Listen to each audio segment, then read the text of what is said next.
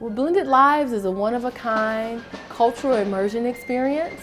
It brings together all of the fourth graders of Leon County school system and allows them to travel or journey through history.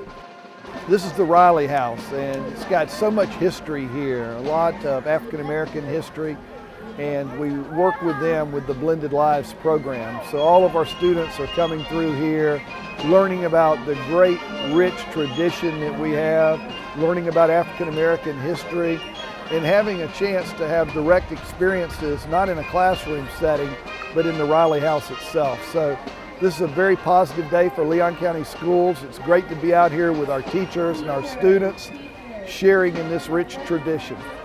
This partnership exists because of the education component of using the students, using the fourth graders in all our elementary schools, that they get a chance to come over to the Riley House and experience education hands-on. Our theme this year is actually Blended Lives, a passport to history. So we're teaching the students about the significance of these historic places, and our focus for era is from 1861 to 1865 during the Civil War era.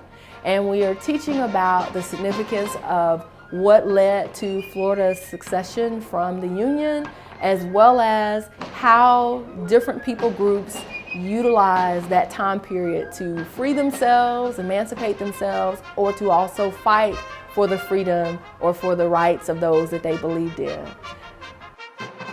Today I'm highlighting June 1st, 1863, and that was the time where Harriet Tubman assisted Colonel James Montgomery in a raid on the Combahee River rice plantations in South Carolina. I set the tone for the story by first introducing Harriet Tubman, or reintroducing her, because children usually just know her as being the conductor of the Underground Railroad, and they think that's where her contribution stopped. But I introduced the fact that she was also a nurse during that time and a spy for the Union Army. And right now, the Blended Lives is talking about the freedom fighters, freedom that came about during the Civil War era. And the fourth graders that are coming through here, over 2,500 or more, are being taught about that time and that era during the Civil War era, leading up to the Emancipation Proclamation, the part that Florida played as far as during the Civil War and its contributions to the the Civil War, which was on the Confederate side because Florida was one of the 11 that seceded, actually the third state that seceded from the Union during that time.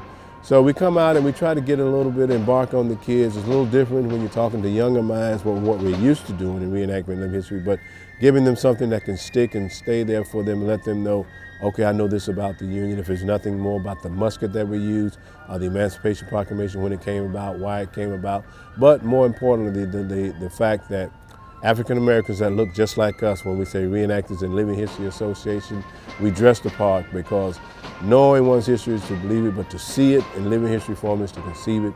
And we do that. It's very important during the Blended Lives area that we get to touch those young minds and get them going, and they learn more and more as they go through their school life about the history of Florida and the Union and the nation as a whole.